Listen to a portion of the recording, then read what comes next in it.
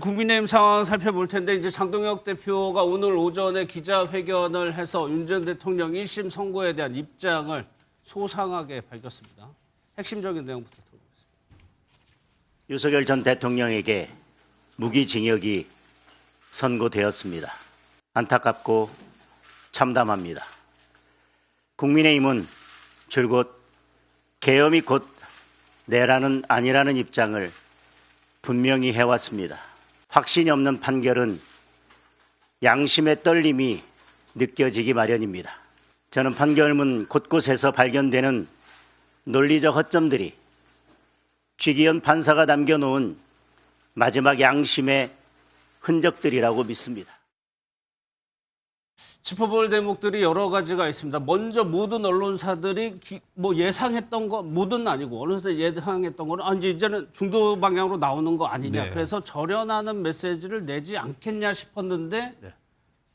거부한 거죠. 네, 거부한 거죠. 예.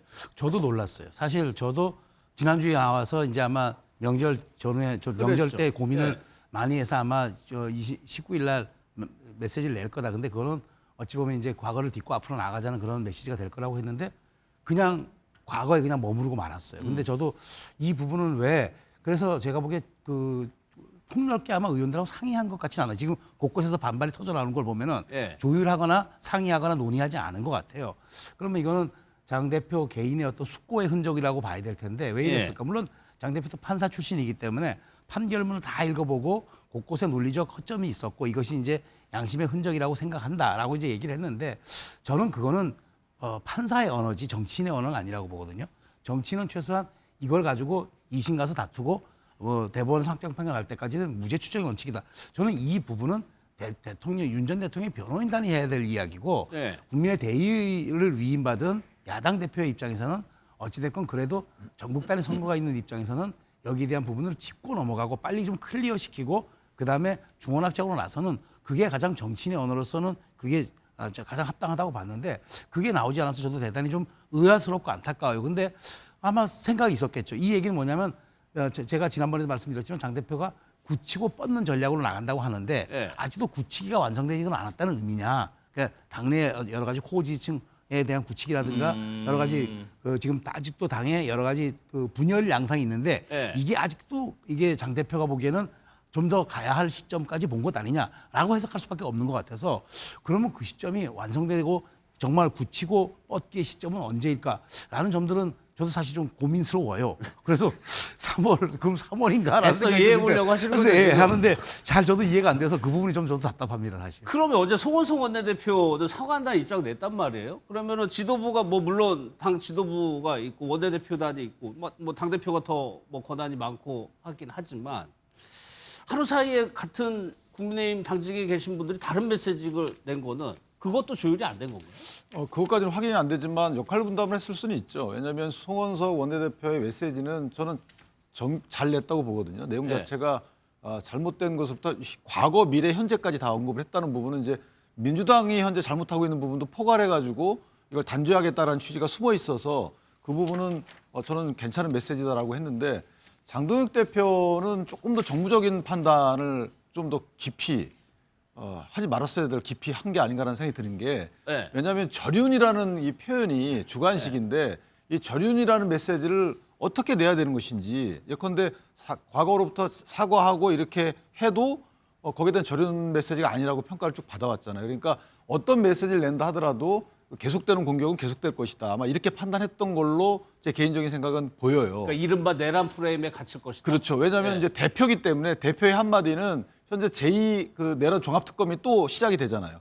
그리고 위원정당 해산 관련돼서 정청래 대표가 대통령과 세 분이 만난 이후에 와서 또 그 얘기를 또 하고 있었잖아요. 그러니까 어떤 표현을 한다 하더라도 그 프레임에 오히려 갇힐 수 있다라는 정무적 판단을 했던 걸로 보이고 당내의 목소리는 공격을 위한 공격이다라고 판단했던 부분인 것 같아요. 예컨대 공격을 위한 공격. 지방선거의 주자들은 절박한 심정으로 하는 거지만 그거는 그렇다 치더라도 당내 의원들의 지속적인 요구는 이건 절윤합니다라고 해봐야 그 인정하지 않을 거다. 예. 그리고 어떤 표현을 쓴다 하더라도 왜 이제 했냐 그 표현은 절윤이 아니다. 아마 지속적인 공격의 소재로 삼을 것이다라고 생각하지 않았으면 저런 얘기가 안 나올 것 같거든요. 아마 그런 생각을 했을 것 같은데 저는 개인적으로 자, 이제 시작했으니까 이제는 기자분들이 묻거나 아니면 누군가 묻게 되면 좀 네. 부연 설명을 할 필요가 있겠다. 그래서 여기는 어떤 의미로 내가 이렇게 했고 이 메시지 내에는 내 절연을 암시하는 듯한 이런 표현들이 있다라고 부연 설명하는 식으로 뭔가 좀 당내 화합을 도모해 갈 필요가 있겠다라는 생각은 개인적으로. 아니, 그런데 이 표현이 절연이라는 거는 오히려 갈라치기, 당내에서 갈라치기 하려는 세력을 절연해야 되지 윤 전 대통령이 아니라는 취지의 발언하고 그래서 그러면서 애국 시민을 언급했거든요. 내용을 보면 제가 그래서 수차례 사과와 이 반성을 언급했는데도 불구하고 네. 지속적으로 또 절연을 요구한다 이런 식의 이제 전제가 있어요. 네. 표현해 보면 그리고 또 무슨 표현이냐면 대통령을 팔아서 하는 세력이라는 단어도 들어가 있어요. 이거는 윤호개인을 하는 얘기일 수도 있거든요. 그다음에 절연을 지속적으로 주장하면서 갈등을 야기하는 세력 이게 모든 세력이 다 들어가 있어요 여기에. 그래서 그런 의미로 썼는지는 제가 모르겠지만 네. 표현 놓고 문헌적으로만 해석을 해보면 그런 표현도 있기 때문에 절윤이라는 단어를 쓰지 않았지만 대통령을 앞세워서 또는 대통령을 팔아서 뭐 정치적 이득을 보려고 하는 세력 이거는 사실은 윤어게인 세력으로 읽힐 수도 있거든요. 그래서 제가 부연 설명 얘기를 말씀드린 이유는 네. 자 이제 기자분들이 묻거나 누군가 묻게 되면 또는 당내에서 어떤 그 특히 정치 세력에 대해 설명을 할 때 나는 이런 의미로 썼다라고 부연 설명을 통해서 명확히 당원과 국민께 조금 더 명확히 할 필요는 있겠다라는 생각. 예. 내란 프레임 얘기를 했는데 그 내란 프레임에 갇히는 게 민주당 입장에서는 좋습니까? 아니면 그걸 벗어나는 게 더 유리한 겁니까? 아니 우리 정치 발전을 위해서라면 내란 프레임에서 벗어나야 되는 게 맞지요. 저는 이 금요일 팀에서 최수영 평론가께서 아마 중도로 갈 거다라고 말씀하셔서 전 그러길 바랬었거든요. 저는 거의 저희가 어제도 그 얘기했어요. 몽둥이 머리를 몽둥이로 맞은 것 같다는 느낌이 드는데 저는 이건 윤 어게인이 아니라 전 윤 아바타 선언했다고 생각해요. 논거 자체가 윤석열 씨가 얘기하는 거 그대로 얘기하고 있어요. 예를 들면 예. 계엄이고 내란은 아니라는 입장. 계엄 요건도 안 돼요. 전시나 전시에 준하는 상황이잖아요. 그런 상황 없었잖아요. 내란이 뭡니까? 소위 예를 들어 국헌을 물러나게 할 목적으로 폭동을 일으킨 거잖아요. 다 인정했잖아요. 법원에서. 이걸 인정하지 않아요. 이걸 인정하지 않아요. 두 번째, 공수처 수사가 위법하다고 지금도 얘기하고 있어요. 모든 재판이 공수처 수사 아무 문제 없다고 얘기하고 있는데 이렇게 얘기를 하고 있는 상황입니다. 그러면서 사법부의 판결을 부정하고 소위 내란이라고 확정된 판결 또한 거의 거부를 하면서 자기는 지금까지 지켜왔던 입장들을 유지하겠다. 왜? 이건 1심이니까 라고 얘기하는 주장은 예. 국민의힘 당대표의 입장이 아니라 윤석열 씨와 윤석열 씨 변호인단의 입장을 얘기하고 있기 때문에 예. 이 내용을 들으면 제가 볼 땐 윤 어게인이 아니라 그냥 윤 아바타와 같은 얘기를 하고 있다. 예. 왜 이럴까? 제가 알기로 이 발언하기 전에 당 지도부 회의할 때 이렇게 얘기하게 되면 사법부의 판결을 부정하는 행위가 될 수 있습니다라고 하는 얘기도 있었다는 거 보도가 나왔지 않습니까? 그러면 왜 저렇게까지 사법부의 판결을 부정하는 내용을 가지고 나와서 공개적으로 얘기를 할까? 저렇게 했을 때 진짜 중도적인 국민들, 많은 국민들이 저런 발언에 대해서 그렇지라고 고개를 숙일까? 예. 거기다가 또 6월달 지방선거를 앞두고 저런 얘기를 했을 때 저런 당대표를 두고 있는 국민의힘을 지지할 수 있을까라고 하는 측면과 관련해서는 예. 저는 이 정도라면 오히려 지방선거도 포기하고 소위 윤석열, 윤어게인 집단들의 입장들을 대변하는 당대표가 됐다라는 측면에서 저는 매우 충격적인 오늘 당대표의 이야기였다라는 생각이 들고요. 제가 볼 때 이제는 뭐 다음번에는 중도 같은 얘기로 바뀔 거다라는 얘기를 제가 이제 신뢰할 수가 없어요. 예. 근데 하나 이제 약간 바로잡을 거는 그 계엄 선포 이후로 내란이 아니다라는 것은 재판부가 한 얘기예요. 같은 얘기입니다. 무슨 말이냐면 만약에 헌법상의 계엄 선포의 요건을 갖추지 않았다 하더라도 그 자체만으로 내란이라고 보기 어렵다라고 일단 먼저 전제했어요. 그건 일반론적 얘기죠. 그렇죠. 그 다음에 계엄 선포한 목적 자체가 헌법기관들을 무력화하기 위한 그 수단으로 계엄 선포했다. 그러면 내란이다 이렇게 갔기 때문에 그것만 갖고 뭐 그 장동혁 대표의 개인적인 독단적인 견해다 이렇게 보기 어렵고 다만 제가 장동혁 대표에게 아쉬움을 표하는 이유는 직연재판부의 그 판결문 전체를 보면 우리가 사실은 민주당을 공격할 때 쓸만한 내용들이 굉장히 많거든요. 예. 그렇다면 이 판결문 자체는 존중한다고 인정을 했어야 돼요. 그 다음에 물론 그 다음 일들은 이제 윤석열 전 대통령의 변호인들이 할 일이고 야당 대표라면 이 판결문에 사실은 저희가 판결문을 따옴표 따가지고 민주당을 향해서 지켜라라고 할 내용들이 많은데 이게 만약에 우리가 선별적으로 이용할 수는 없는 거라서 그런 부분에 대한 조금 판단은 제가 좀 아쉽다고 생각을 합니다. 예, 그러니까 앞서 저희가 영상으로 보여드렸던 계엄이 곧 내란은 아니다라고 한 게 지금 세 개 재판부가 내란이라고 지금 서로 다른 재판부가요. 판단한 상황에서 국민들이 저 메시지를 봤을 때 그러면 어떻게 되는가? 얼마나 공감할 수 있는 국민들이 많을까? 좀 의문이 남기도. 글쎄요. 저도 그런 측면에서 어쨌든 선거라는 거는 이제 3개월 조금 더 남았는데 사실 4개월도 채 안 남은 상황에서 선거라는 건 넓히면 이기는 게임이고 예. 좁히면 지는 게임인데 지금 자꾸 이게 좁히는 쪽으로 지금 메시지가 해석될 수가 있잖아요. 그러니까 아무리 장 대표의 굳히기 전략을 제가 인정한다고 하더라도 그다음에 장동혁 대표가 법조인 출신이고 특히나 판사 출신이기 때문에 논고문의 그런 어떤 여러 가지 논리적인 그런 허점들을 지적할 수는 있어도 그게 법조인의 언어와 정치인의 언어는 달라야 되는데 더더군다나 선거를 책임진 당대표로서 그런 측면에서 원내대표도 굉장히 좀 말하자면 국민적 눈높이에 맞는 감수성에 맞는 그런 입장을 냈는데 당대표는 조금 더 강성의 메시지를 냈다. 이 부분이 약간 언밸런스. 이제 일종의 그 좀 뭐랄까요. 좀 탈동조화가 되고 있어서 네. 저는 이런 것들이 과연 국민에게 어떻게 해석될 것인가 그런 측면에서 저도 이제 윤기찬 변호사의 말에 동의하는 거는 장 대표가 이걸로서 끝낼 것이 아니라 선거 전략이라든가 그다음에 향후 이제 앞에 당의 진로나 방향에 대해서는 좀 더 부연 설명이 있어야 되겠다. 그렇지 않고 이렇게 맥락적인 요인 없이 그냥 딱 잘라서 이 얘기만 해버리면은 굉장히 좁히는 쪽으로만 해석할 수가 있기 때문에 저는 이 부분은 과연 당 대표의 언어로서 적절한 것인가? 저도 사실상 그러면 의구심이 장동혁 있습니다. 대표가 타임라인과 스케줄이 있다라고 얘기한 부분이 있죠. 이게 벌써요. 작년 12월 초에 한 얘기입니다. 그 얘기 한번 들어보도록 하겠습니다. 제가 선택하는 것들이 정말 이게 대한민국을 위해서 옳은 길일까? 그 답을 알지 못하기 때문에 누구도 그걸 확신할 수 없기 때문에 매 순간 선택하는 순간이 힘들고 누가 뭐 다른 분들이 다른 말씀하시고 하는 것들 무시하는 게 아니라 듣고 또 다른 분에게도 물어보고 저 나름대로 고민해보고 저는 저만의 타임 스케줄과 저만의 계획을 가지고 지금 가는 데 있어서 지금까지는 제가 생각했던 거에서 크게 이탈하지 않고 가고 있다고 생각합니다. 이탈하지 않고 있다. 저게 12월 시점이라고 하면 지금 최소 조금 이게 늦어지고 있는 겁니까? 아니면 방향을 선회?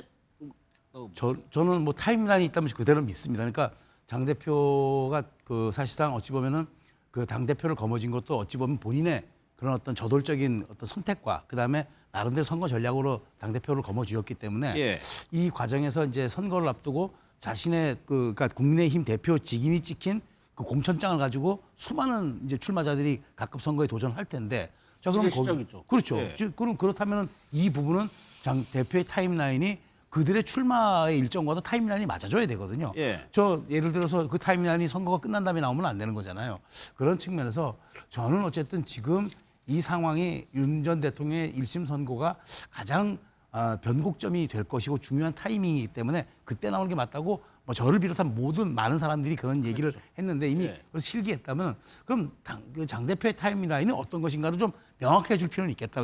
왜냐하면 그래야 대표의 타임라인에 맞춰서 일종의 출마자들도 선거 전략을 수립할 수가 있지 않겠습니까? 아니 근데 지금까지 한 거나 공관위원이라든가 친한계 뭐 배현진 의원 중계 등등 해가지고 그냥 이대로 쭉 가는 거 아닙니까?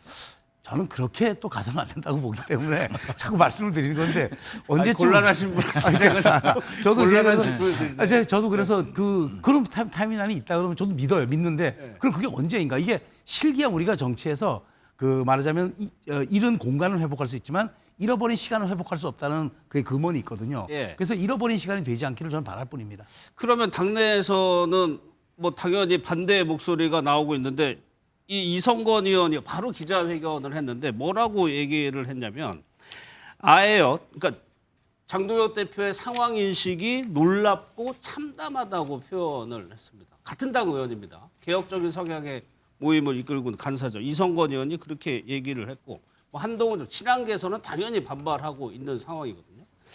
이게 윤기찬 부장 지금 어떻게 보면은 장동혁 대표가 단식하면서 리더십을 조금 공고히 해왔다고 했는데 다시 이게 다 분열 양상으로 가는 거 아니에요? 이제 하나 그 예상할 수 있는 거는 이제 선대위가 이제 뜨겠죠. 이제 선대위 체제, 선대위원장 체제를 어떻게 할지를 보면 예상할 수는 있겠지만 어쨌든 당 대표로서 그 전까지는 다 보듬고 가야 되는 상황이기 때문에 저는 대안과 미래의 이제 소속 의원이신 것 같아요. 이성근 의원이. 저분의 저 말씀도 일단 본인이 이해한 바를 그대로 표현하는 거기 때문에 만약에 그 잘못된 이해에 기초한 표현이다라고 장동혁 대표가 느끼시면 만나서 설명을 해야 되겠죠. 설명을 사실은 이런 거다라고 설득하는 과정도 어느 정도 필요하겠다. 물론 설득 대상이 아닌 분도 있을 수 있어요. 본인 생각에. 예. 저분은 나를 공격하기 위한 공격이다라고 할 수 있겠지만 그런 인원이 많다고 보는 것도 이상한 거예요. 나를 공격하기 위한 공격이다라고 그 대상자를 특정하는데 그 대상자가 많은 것도 장동혁 대표가 틀릴 수가 있는 거거든요.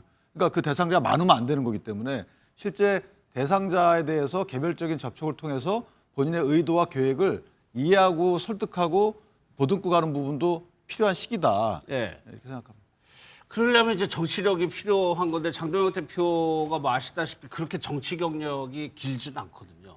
그리고 그동안의 행보를 보더라도 글쎄 그게 좀 가능할 거라고 보세요. 세력 아우르고. 이 장동혁 대표가 공당의 개념부터 다시 한번 생각해 보셔야 돼요. 윤석열을 사랑하는 모임이나 윤석열 일가 친청 모임이면 장동혁 대표 같은 주장을 할 수가 있어요. 그런데 국민의힘이라는 공당은 보편적 가치를 추구해야 됩니다.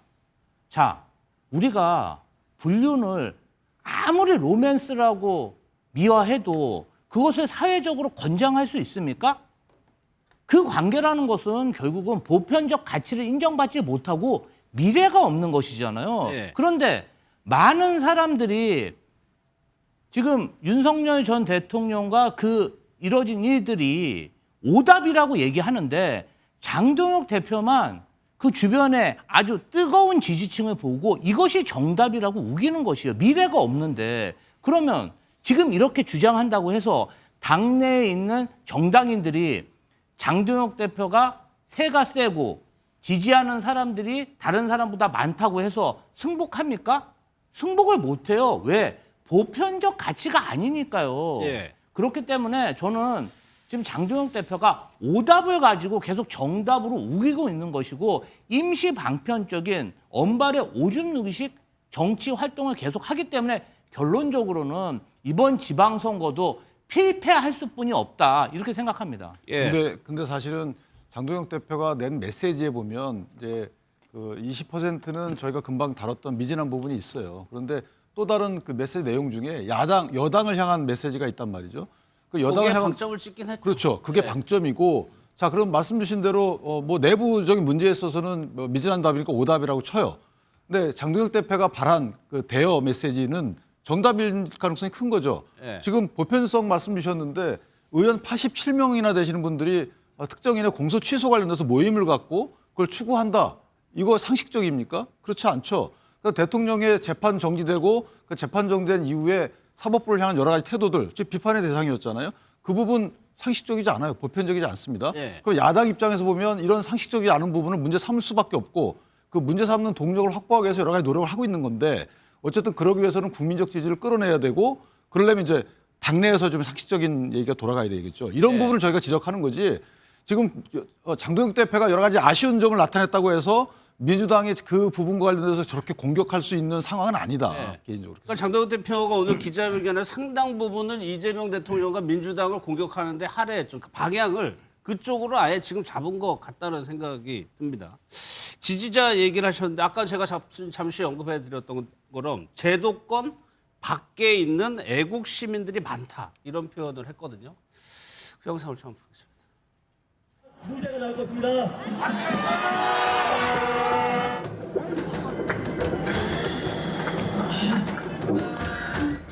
피고인 윤석열을 무기징역에 처합니다. 피고인 김용현을 징역 30년에 처합니다. 저는 이 재판에 대해서 받아들일 수가 없습니다.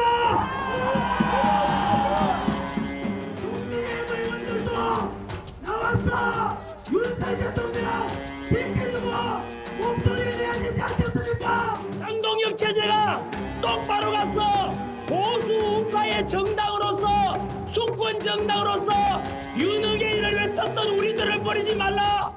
부정선거 척결을 외쳤던 우리를 버리지 말고 같이 갈 때만이 보수 우파가 승리할 수 있다고 확실하기 때문에 자유 대한민국을 지키기 위해 제도권 밖에서 싸우고 있는 많은 분들이 있습니다. 함께 싸우고 계신 애국 시민 여러분께 간곡히 부탁드립니다. 진정으로 대한민국을 지키려 한다면 국민의힘의 팔다리를 잡고 서로 끌어당기려고 하지 말고 국민의힘 깃발 아래 모여 힘을 합쳐주십시오. 하나로 모여야 힘껏 제대로 싸울 수 있습니다. 그러니까 애국 시민을 얘기하면서 절연해야 할 갈라치기 세력을 같이 언급을 했기 때문에 대비가 되는 건데, 그러니까 대략적으로 보면 혹시 저렇게 강성지지자층으로 지금 방향을 맞춰가는 듯하게 보이는데, 이 갈라치기 세력을 뭘 얘기? 그러니까 저 당내 일부 얘기를 하는 것 같아요. 그러니까 자꾸 이제 전륜 이렇게 얘기하는 것이 예. 오히려 그게 큰 바다로 나아가는 게 아니라 그것으로 인해서 자꾸 말을 꼬리 잡으면서 당을 더 분열과 갈등으로 몰아넣고 있다고 얘기를 하는 것 같고요. 지금 저서 중요한 얘기를 사실 하는 거예요. 왜냐하면 장외 세력들이 우리를 자꾸 팔다리 끄집어가지고 누가 진짜 엄마인가를 시험대에 들게 하지 말라. 그러니까 오히려 당신들이 제도권의 깃발 아래 들어와서 우리가 함께 싸우니까 그러니까 부정선거 그런 얘기들로 자꾸 국민의힘을 오히려 그 장외 시험대에 세우지 말라고 얘기를 하는 거잖아요. 그러니까 저는 저 얘기는 전한길 씨를 비롯한 극우 유튜버들에게도 좀 우회적인 얘기를 하는 것 같아요. 그러니까 더 이상 그런 음모론을 밖에서 외치면서 국민의힘이 장외로 합류해달라고 요청하기보다는 예. 당신들이 제도권 안에 들어와서 국민의힘 깃발 아래 이른바 제도 정치 내에서 한번 싸워보자. 예. 거기에 힘을 보태달라고 얘기를 했는데 저것이 저는 오히려 명시적으로 정말 극단 세력과의 일종의 그 말하자면은 그 선을 그은 것이다라고 저는 생각이 드는 거죠. 그런 측면에서 저 얘기를 그러니까 갈라치기를 꼭 저는 이제 그 사람들과 어떤 그 관계 설정을 통해서 자꾸 요구하는 사람들에게도 메시지가 나간 거고 그걸 요구하는 장외 세력들에게도 들어와서 더 이상 이제 우리를 장외로 자꾸 끌어내려 하지 말고 당신들이 안으로 들어오라는 저는 그 굉장히 뭐랄까요 합리적인 메시지를 던지다고 보는데 네. 과연 전한길 씨가 그걸 받을지는 좀 의문입니다. 그래서 이제 친한계 반응들 한번 보겠습니다. 한동훈 전 대표도 바로 뭐 입장을 냈습니다. 장동혁 끊어내야 된다. 그러니까 이것이 두 분께 그러면 이 친한계 세력이 움직이면 그러니까 장동혁 대표 재신임이라든가 물러나라 목소리 하나 주었단 말이에요. 다시 이게 일어날 동력이 되느냐 그런 가능성이 있느냐 그건 좀 어떻게 보세요? 뭐 저는 지금 한동훈 전 대표가 얘기하는 건 지금 싸움을 준비하는 건 맞지 않아요. 6월 지방선거 이후의 싸움을 위해서 본인이 여론전을 한다라는 생각이 들고요. 예. 근데 저는 장동혁 대표의 저 문장을 가지고 이렇게 다르게 해석할 수도 있구나 이런 생각이 들어요. 예를 들면 애국 시민 윤 어게인이죠. 이걸 누가 어떻게 다르게 설명할 수 있습니까? 제도권 밖에 있다라고 얘기하는 건 윤 어게인을 주장하고 있는 유튜버들을 중심으로 하는 세력들을 얘기하는 것 아니겠습니까? 예. 예를 들면 제1야당의 당대표에 대해서 어떻게 전한길이라는 사람이 경찰서 앞에 소환돼서 가고 있는데 왜 안 오느냐라고 얘기하는 사람에 대해서 한마디 제대로 못하는 거. 그다음에 국민의힘 당사에다가 전두환 씨 사진을 올리자고 하는 데에 대해서도 제대로 비판을 못하는 일들이 벌어지고 있는 상황. 그다음에 또 박성훈 대변인이 야 우리는 윤어게인 아니야. 우리는 부정선거에 대해서 지지하지 않아. 이런 얘기를 했다고 해서 막 문제 제기를 하니까 당의 최고위원인 김민수 최고위원이 형님 왜 그러십니까? 우리 그런 거 아닙니다. 예. 우리가 중도로 가는 이유는 그냥 달리 가는 게 아니다. 중도에 가서 선거를 이겨야 윤석열 씨 상박시킬 수 있는 거 아닙니까? 라고 하는 국민적 상식과 어긋나는 대화들이 오가고 있는 국민의힘 그런 국민의힘의 모습들을 가지고 제가 볼 때는 제대로 된 정당 정치가 돌아갈 수 있겠는가라고 하는 근본적인 고민을 하고 있는 상황인데도 이 와중에도 예. 장동혁 대표 같은 경우는 여전히 애국 시민한테 호소를 하고 있는 상황. 그렇다면 저 당을 우리가 따지고 보면 제도권 정당으로 인정을 해야 되는가라고 하는 또 근본적인 고민이 분명히 있는 거거든요. 전 그래서 저는 이게 장동혁 대표가 서 있는 하나의 그 위치 때문에 그렇다고 생각이 들어요.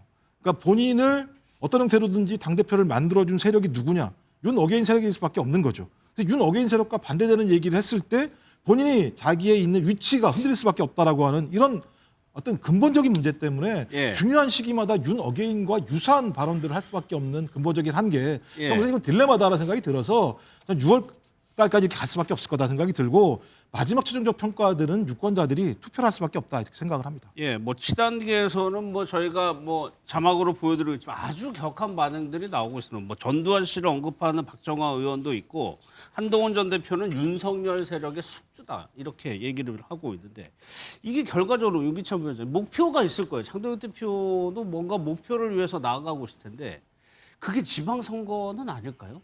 지방선거가 아닐 수가 없죠. 왜냐하면 네. 지방선거에서 본인이 이제 물론 이 승리의 기준은 좀 다를 수는 있어도 어느 정도 저희가 공감하는 승리의 기준이 있거든요. 그 승리의 기준을 만약에 충족시키지 못하게 되면 지금 저렇게 마구마구 흔들어대고 있는 분들도 많이 있잖아요. 네. 같은 내용에 대해서도 가급적이면 약간 팔이 안으로 굽을 수도 있는 거 아니겠어요? 원래 정당이라는 게 동지라는 게 그런 거잖아요. 국민께 손해가 안 된다면 약간 팔이 안으로 굽는 해석을 할 법도 한데 저렇게 상반되나 완전히 상반된 해석 이거 오히려 뭐 끊어내야 뭐 이 민주당보다 정도는 더 심한 해석을 해가지고 당에 좀 손해가 되는 물론 뭐 저걸 탓할 수는 없어요. 예. 해석을 명확히 할 수 있도록 언행을 했어야 되는데 어쨌든 저런 상황에서 만약에 지방선거에 진다 그러면 당대표로서의 지위가 보존되기는 어렵죠. 이거를 장 대표가 알만할 겁니다. 그럼 뭔가 보관이 있을 텐데 그건 저희가 지켜볼 일이고 어쨌든 저희가 지금 느끼는 부분은 아까 말한 대로 미흡했고 불명확했다라는 부분은 상당수 많은 분들이 지적하고 있는 부분이기 때문에 그걸 감안해야 될 부분이 하나 있고 예. 또한 아까 이제 말씀 주셨지만 애국심이라는 단어가 주는 의미가 그렇게 크다고 보지는 않아요. 다만 거기서 팔다리 잡지 말아달라는 말은 뭐냐면 당신들이 자꾸 그렇게 얘기하니까 공격 포인트가 생기는 거고 왜냐하면 민주당의 지난 총선 대선에 특히 총선에서 진보당과의 선거연대까지 했잖아요. 의석수도 나눴잖아요. 그 진보정당이라는 것이 통합진보당의 후예라고 우리가 평가하고 있는 그런 정당인데 예. 근데 진보정당의 당 기조에 동참해서 동의해서 한 건 아닐 거잖아요. 선거에서 이기기 위한 거잖아요. 그러니까 지금 그런 말인 거죠. 이 제도권 내에 이 말 한 부분은 뭐냐면 우리의 기조를 따라달라는 거죠. 그렇게 극단적인 언어 쓰고 마치 국내심이 당신들이 그렇게 얘기하게 되면 저런 평가의 대상이 되니까 그렇게 예. 하지 말아달라고 얘기하는 거라서 저거는 광의의 연대의 개념인 것이지 저게 마치 다 들어와라 안으로 이런 얘기도 아닌 거고 저게 마치 애국시민이라고 했다고 해서 강성지식만 안고 간다 이런 취지도 아닌 거죠. 예. 저걸 가만히 해석해 보면 많은 분들이 같이 해서 가뜩이나 수가 약하니까 숫자가 약하거든요. 세가 약하고 그러니까 저 거대 여당과 해서 대적하려면 한 사람이라도 더 모여야 된다. 이런 절박함의 표현이 아닐까 싶습니다. 이런 상황에서 이제 배현진 의원의 징계권도 걸려 있는데 배 의원이 오늘 가처분 신청을 제기했습니다. 이 건도 어떻게 좀 파장이 있을지 영상을 좀 먼저 보겠습니다.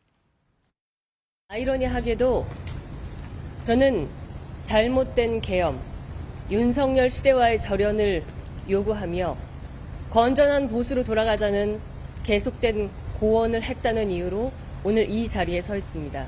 장동혁 지도부의 당원권 정지 1년에 대한 징계를 가처분하기 위해 법원에 나왔습니다. 부당한 징계를 판단한 윤리위에 재심을 신청해봤자 저는 의미가 없다고 판단했습니다. 가처분을 통해서 시급한 국민의힘 지도부의 이 잘못된 집행을 막고 이제껏 악전고투해온 우리의 국민의힘 동지들과 함께 다시 한번 선거를 제대로 준비하고 싶습니다. 재심을 신청하는 것은 의미가 없다라는 판단에서 가처분으로 곧바로 갔다는 건데 유기찬 부회장 그러면 가처분 신청을 받아들일 가능성은 어때요? 저게 이제 저도 저 예상을 했는데 왜냐하면 배현진 의원 입장에서 보면 당원의 어떤 지위 때문에 한 건 아니고 시당위원장의 지위잖아요. 예. 그러니까 시당위원장은 당원을 전제로 하는 것이기 때문에 그러니까 지금 선거가 얼마 남지 않은 상황에서 이렇게 징계하는 게 맞냐? 이건 회복할 수 없는 손해를 끼칠 것이다. 만약에 이후에 본안에서 이긴다 하더라도 그 이후에는 선거 다 끝나고 큰 어떤 해가 있다. 이런 취지의 이제 가처분 신청 실익이 있다라고 본 것 같고 예. 그 부분은 법원이 고민할 법해요. 왜냐하면 1년이면 사실은 아직 선거, 그러니까 이 국회의원 선거는 멀기 때문에 예. 국회의원 선거 자격 유무와 관련된 거는 크게 실익이 없지만 일단 시당위원장의 지위까지 같이 없어지기 때문에 그 부분은 아마 가처분의 실익이 있다고 판단할 가능성이 있기 때문에 신청한 거거든요. 그러나 한 가지는 이제 저는 개인적으로 배현진 의원이 재심은 했었어야 된다고 봐요. 아, 재심하고 가처분. 그렇죠. 재심을 하고 그다음 가처분 가는 것이 원래 인용 가능성이 훨씬 더 높거든요. 그런데 재심을 안 했다는 부분은 저거는 법원에서는 부정적인 평가를 받는 부분이고 재심은 할 의미가 없다라는 객관적 징표가 없어요. 예. 그 또 하나는 다툴 때도 본인이 아동에 관련된 이 중점으로 다퉈야지 배경은 그렇게 생각할 수 있죠. 본인이 장동혁 대표하고 척을 지기 때문에 아마 징계를 한 것도 아니냐라는 취지이신데 아마 재판 과정에서는 그런 것보다는 실제 사안, 징계 사안, 그 사안에 관련돼서 난 이렇게 했는데도 불구하고 안 받아줬다라는 식의 예. 그런 주장이 필요합니다. 그리고 저 징계가 아직 확정이 됐나요? 아직 안 되죠. 아직 안 돼. 최고위 의결을 나와야죠. 예. 근데 최고위에서 지금 얘기가 장 대표도 지금 숙고하는 듯한 모습을 보이고 있고, 그다음에 이 부분이 이제 1년이기 때문에 저는 저희들도 예상했지만 사실 뭐 길게는 6개월, 짧게는 3개월 정도 예상을 사실 했거든요. 근데 1년이 나왔기 때문에 이 부분에 대한 양정은 조금 조정이 있을 수도 있겠다라는 생각은 있어서 제가 보기에 취소는 안 되겠지만 어쨌든 양정 부분은 아마 최고위에서 좀 논의할 수도 있지 않을까 싶어서 저도 그 생각이에요. 그러니까 그 재심 청구라는 절차적 정당성을 다 밟은 다음에 가처분을 가야 그것도 명분이 있는 거고 한데 이런 식으로 가면은 이제 법률적 판단은 물론 따로 받겠지만 정치적으로는 장동혁 대표 입장에서는 지금 최고위에서 이 부분을 재심을 청구했다 안 했다 이 부분을 어떻게 판단할지 여부와 그다음에 양정 부분을 한번 고려해 볼 수도 있는 사안이지 않을까라는 전망을 조심스럽게 합니다. 근데 저 부분은 이제 최고위 압박을 하는 수단으로 가처분을 신청했을 수도 있죠. 만약에 저게 가처분이 인용이 되게 되면 윤리위와 지도부는 타격을 입잖아요. 그러니까 그 사이에 압박하는 수단으로 빨리 이거를 취소하든지 결정해라라는 취지의 메시지일 수도 있고 다만 이런 게 있어요. 최고위에서는 윤리위원회 결정에 대해서 변경할 권한은 없어요. 취소하거나 그러니까 받아들이거나 받아들이지 않거나 그다음에 당대표도 최고위의 의결을 얻어서 징계를 취소하거나 정지할 수만 있어요. 그래서 저는 개인적으로 징계를 최고위가 정지하고 선거는 치러야 되니까요. 낮추는 방안은 안 되고 그거는 재심을 해가지고 다시 돌아가야 되는 거예요. 그래서 제가 재심 얘기를 한 겁니다. 그래서 저는 개인적으로 이 해법은 징계에 대해서 정지를 해놓고 선거를 치르고 그다음에 재심을 신청한 뒤에 그 재심에 따라서 좀 경감하는 방향이 어땠을까라는 아쉬움은 좀 있어요. 예.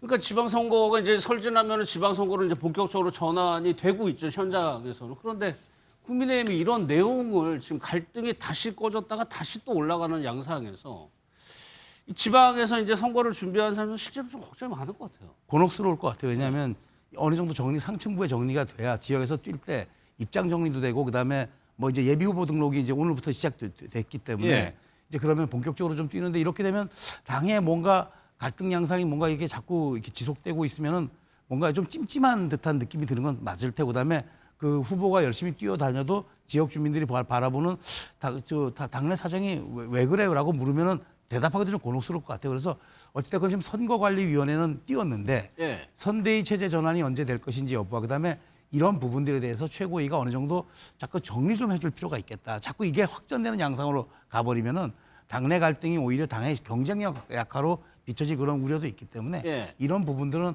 한번 좀 당이 그 지도부 차원에서 좀 속도를 고려해 볼 필요가 있지 않을까 싶어요. 아니 그런 상황에서 이제 국민의힘 공천관리위원장이 이정현 전 대표인데 나오는 발언들 보면 원래 공관위원장이 발언을 좀 세게 합니다. 뭐 개혁적인 성향을 보여줘야 되기 때문에 얘기를 하지만 이렇게 얘기를 했어요.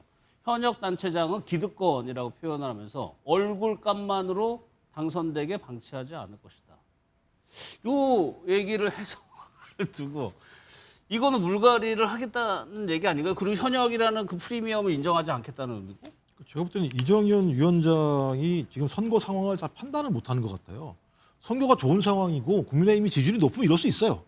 새로운 인물들을 집어넣어서 우리 당이 계속 변화하고 있다는 걸 보여주겠다라고 한다면 좀 그럴 수 있다고 생각이 듭니다만 제가 볼 때는 지금 현역이 나와도 어려운 판인데 현역이라고 해봤자 저희 서울 같은 경우는 지난번 윤석열 대통령 초기였기 때문에 많이 당선이 됐었습니다만 서울 지역 수도권 지역 같은 경우 여론조사를 해보면 제가 볼 때 경쟁하기 되게 어려운 구도에 처해 있는 상황입니다. 그럴 때일수록 현역 단체장 같은 경우가 훨씬 더 인지도가 높기 때문에 그 지역에서 나름대로 의미 있는 득표를 할 수 있어요. 근데 이런 얘기를 하는 것, 그러니까 현역 단체장들은 모두 기득권이다라고 얘기하는 건 새로운 사람을 거기다 갖다 받겠다는 얘기거든요.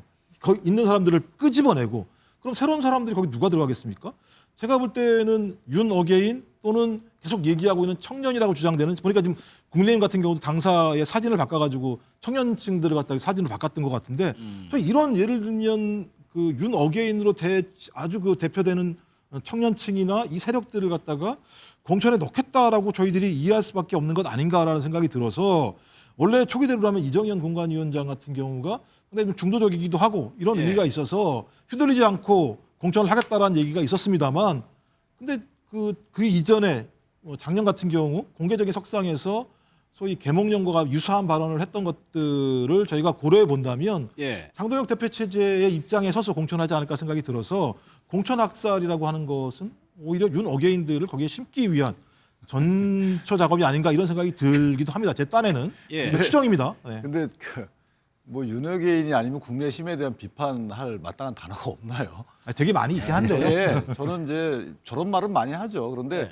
저는 개인적으로 저를 어떻게 읽었냐면 전반적으로 전국적 상황을 언급한 것 같지는 않고 이 국내심이 당선 가능성이 큰 지역의 경우에 한정해서 아마 염두에 두고 한 얘기겠죠. 예. 하물며 뭐 국내심이 부족한 지역, 당세가 약한 지역에서 현역을 제낄 수는 없는 거예요. 그거는 현역 프리미엄을 가뜩이나 10분 살려야 되는 상황인데 그 공천 관리를 하는 분 입장에서 그런 무모함은 저는 범하지 않을 것 같고 그럼 TK하고 PK 말씀하시는 저는 거예요? 개인적으로 TK, PK 경우에는 이 공천의 혁신 이걸 실현할 수 있는 곳이 유리한 지역이죠. 어느 사람이 가더라도 당선될 수 있는 지역은 혁신적 공천의 대상이 될 수밖에 없는 거죠. 예. 그렇다면 거기서 혁신 공천의 기조를 보일 수 있는 곳은 유리한 곳이다. 실패하면 안 되기 때문에.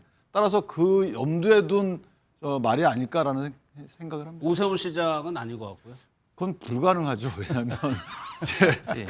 이거는 이 이정현 공관위원장이 말한 이 메시지는 사실 큰 문제가 없습니다. 예. 어떤 정당이든 공천관리위원장이 이런 얘기들을 이런 해요. 레토릭이죠. 예, 근데 예. 말한 사람이 누구냐도 굉장히 중요한 거잖아요. 정말 뭐 깨끗한 인물, 정말 누구나 다 인정하고 존경받는 인물이 예. 이런 이야기를 한다면 대부분 다 받아들이겠지만 이정현 공천관리위원장이 이런 얘기를 하면 무언가 좀 친한계를 정적들을 쳐버릴 수도 있는 듯한 그런 레토릭으로 사람들이 인식한다는 게 문제인 거예요. 그러면 사실은 이 부분 관련해서는 인사를 그렇게 했기 때문에 사람들이 오해하는 것은 당연하다. 그렇게 예. 보입니다. 아니 왜 그러냐 오세훈 시장이 오늘 또 이제 장동혁 대표 기자회견 이후에 SNS에 글을 올렸는데 깊은 우려를 금할 수 없다. 그러니까 계속적으로 장동혁 대표하고 각을 세우는 입장을 계속 내고 있거든요. 근데 서울시장 입장, 후보 입장에서 이제 어쨌든 뭐 후보가 될 뿐이니까. 예. 근데 지금 중도 소구력이 가장 높은 지역에서 당대표의 메시지에 환영한다고 할 수 있을까요? 저는 일종의 정치적 알리바이를 계속 만들어내는 거라고 봅니다. 그러니까 SNS를 통해서 계속 흔적을 남기고 예. 그다음에 나는 이렇게 끊임없이 요구했다. 일종의 비주류의 길을 감으로써 자신의 경쟁력을 거꾸로 높이는 거죠. 주류의 길을 가버리면 당권파 같은 길을 가버리면 사실 서울이라는 곳은 야당, 그러니까 지금 보수 정당에서는 일종의 험지예요. 예. 그렇기 때문에 저렇게 말할 수밖에 없는 고충들은 아마 다들 이해를 할 겁니다. 그러니까 저 오 시장이 장동혁 체제 반기를 들겠다 이거보다는 그래서 본인도 선을 걷잖아요. 내가 뭐 당권에 도전한다거나 이런 건 절대 아니고 중도적으로 높은 지역이니까 내가 일종의 이런 것들 흔적들을 계속 남김으로써 자신의 경쟁력을 키우겠다 이렇게 보는 게 맞고 예. 지금 이정현 공관위원장 입장에서도 그 얘기를 했어요. 새 얼굴 바꾸고 지난번에도 얘기를 했는데 새 얼굴 바꾸고 하겠지만 가장 중요한 건 경쟁력이라고 그랬어요. 당선 신인 바꿔도 신인 바꿔서 선거에서 지면 무슨 소용이 있습니까? 신인 바꿔서 이겼을 때 비로소 정당의 가치를 높이는 건데 그러지 않고 가장 그래도 이길 수 있는 사람을 하겠다라고 하면 그다음에 장동혁 대표도 그 얘기했잖아요. 서울과 부산이 아마 내 정치적 승리의 기준이 될 것이다라고 이미 예고편까지 날렸잖아요. 그런 상황에서 그 오 시장이 반기를 들었다는 이유, 입장을 좀 바꿔 얘기한다는 그만으로도 그것으로 한다. 그리고 당의 지지율과 지금 뭐 다 지지율보다도 못한 그 지역 그 수치가 나오는 거는 안 된다고 얘기했는데 전제됐죠. 지금 예. 보면은 모 시장은 뭐 특정해 제가 수치를 언급하지 않아도 당 지지율보다 높아요. 그렇기 때문에 그런 걸 가지고 너무 확대해서 가는 건 좀 애매한 측면이 그러면 있어. 이런 메시지 같은 경우도 당권 지도부에서 보기에도 그냥 막 어느 정도는 인정해 주는 듯한 불편은 하겠지만 예. 그럼 서울이라는 특수성을 인정하지 않을 수는 없겠죠. 그걸 감안하고 근데 그 오세훈 시장의 공천 관련해서 당의 또 당대표 장동혁 대표의 메시지 등을 보면 예. 이런 말을 하죠. 전략 공천하겠다는 소리를 안 해요. 예. 예. 경선을 얘기하거든요. 경선하면 현역 시장이 훨씬 유리합니다. 특히나 경선 룰이 기존 룰을 바꾸지 않는 한 그런 기조로 볼 때 오히려 전략 공천하겠다 그러면 그 부분은 뭔가 불이익이 있을 수 있어도 그런 여러 가지 종합해 보면 저런 말을 했다는 것 때문에 저런 말을 만약에 민심을 좀 얻을 수 있다 그러면 그건 당에서도 좋은 거죠. 그래서 어느 정도 뭔가 서로 간에 뭐 교류가 있지 않을까라는 생각도 개인적으로는 해봅니다. 알겠습니다.